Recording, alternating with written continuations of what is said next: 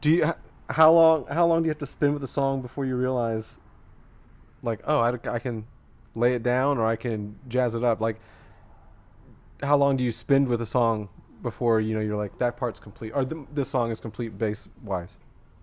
It depends. Sometimes it's pretty obvious, and then other times, we figure it out in the studio. Like a lot of the bass parts I do, some of the ones where it's different from the guitar, especially on Rob and Eric's songs. So like I said, for my own Mm-hmm. songs, I have more time to think about it. But for their songs, a lot of the time I come in knowing the riffs, but then I'm like, well, what really is going to sound good here, guys? And they'll be in the studio with me, and we'll talk about it, and we'll try different things.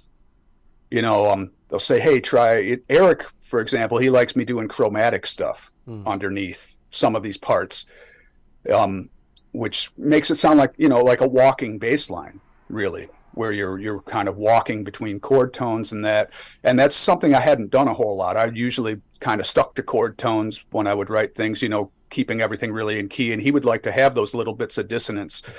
There's a part like that in the title track, Chaos Horrific. It's not easy to hear, actually, but there is some chromatics in there, and that was at Eric's suggestion. Mm. Um, I'm just gonna bring this up and then I'm gonna ask the next question. You have a peculiar style of like your galloping triple finger feet here. Yes. Is that something you saw someone do, or is that something that just came out of necessity, or like how I did that come can about? I have a very exact answer for this, and it's really more than anything, it's from trying to figure out what Steve DiGiorgio was doing on Sadis's demos and then their first album, Illusions, which Mm, later became known as Chemical Exposure. But I could tell it was fingerstyle bass playing. I could tell it was really fast. Like, Steve's still a great friend and an amazing bass player. I've known him since, so well, here, I'll finish the story. Actually, I didn't know what was going on. And this is like late 80s. I'm like, man, how's this guy doing this? And this is back when people would write to each other. mm-hmm. Sometimes contact information would have a phone number or something. Sadis's didn't, but it did say that they were in Antioch, California. And I remember, like that was, and so I'm like, oh, well, what if I call information and see if I can find Steve's phone number? So I actually did that. And, this sounds crazy nowadays. Yeah. People would never do that. But back then, I used to get people cold calling me, like, "Hey, man, I got your number from so and so," and it was the only way to get in touch Right. Right. pre-internet. You would either that or you'd write, and we were doing plenty of both. So I called up Steve. I'm like, "Dude, I just had to talk to you. I love how you play," and he was totally accommodating.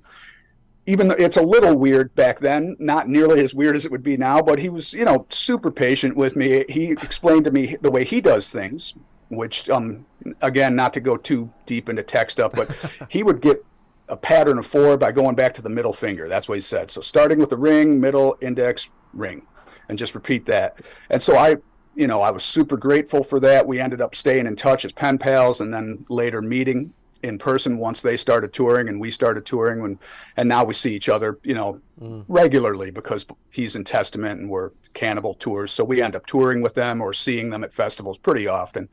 Um, but yeah, he really accommodating. He taught me that. So I sat there trying to learn it and I kept trying and trying, but really my fingers ended up falling into playing it a different way. Mm. And I'd end up accenting, I guess, because what you're trying to do with your three fingers to make it sound like that awesome up and down picking that guys like James Hetfield and, a bunch of death metal, everybody in death metal is playing up and down and thrash too. Yeah. Yeah. To get that, to at least even try to do that fast with your fingers, you're trying to make these three fingers sound like four because really for most people the pinky's just not going to do it. It's it's anatomically useless for a lot of us for plucking. It's just so much weaker. No matter what you do, you're not going to turn this little one into one of Right. these Right. bigger ones.